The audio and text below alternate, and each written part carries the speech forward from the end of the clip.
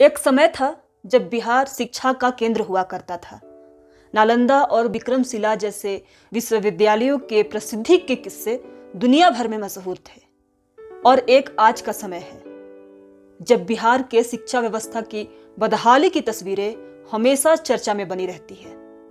बिहार सरकार लाख दावे करती है कि वह शिक्षा व्यवस्था को बेहतर करने के लिए प्रयास कर रही है, लेकिन हर बार कोई ना कोई सर्वे की रिपोर्ट या अखबार की सुर्खियां उनके दावों के पोल खोल देती है। विद्यालय भवन का जर्जर होना, या फिर पर्याप्त मात्रा में शिक्षकों का ना होना, या फिर ये कहें कि कुछ ऐसे विद्यालय भी हैं जिनका अस्तित्व सिर्फ कागजों पर है। समस्याएं इतनी हैं कि शायद उनको शब्दों में बयान नहीं किया जा सकता। और इन सभी समस्याओं के समाधान के नाम पर सरकार के झूठे वादे और झूठी कहानियां।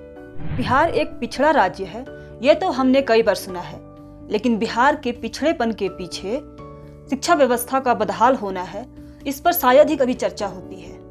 किसी भी राज्य के उन्नति के लिए वहां के शिक्षा के स्तर का बेहतर होना बेहद जरूरी है। और यदि बिहार को विकास के रास्ते पर लेकर आना है तो यहाँ के शिक्षा व्यवस्था को दुरुस्त करना ही होगा। शिक्षा को राजनीति का एक अहम मुद्दा बनाना होगा। कलम सत्याग्रह एक ऐसा ही प्रयास है जिसे बिहार और देश के बुद्धिजीवियों ने, युवाओं ने और शिक्षा प्रेमियों ने शुरू किया है।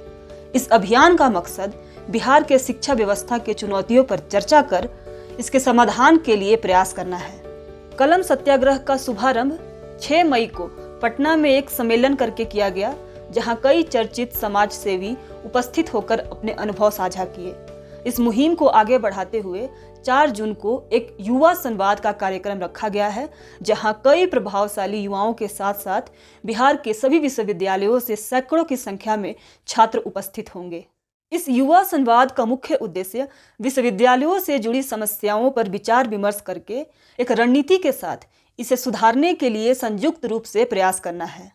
कलम सत्याग्रह का मकसद बिहार के प्राथमिक से लेकर उच्चतर शिक्षा के स्तर को बेहतर करना है, ताकि बिहार प्रगति के राह पर अग्रसर हो सके। और ये बिना आप सभी के सहयोग के संभव नहीं है। कलम सत्याग्रह मुहिम से जुड़कर इसे ताकत दे, ताकि जिस उद्देश्य से इसकी शुरुआत हुई है उसमें इसे सफलता मिले। धन्यवाद।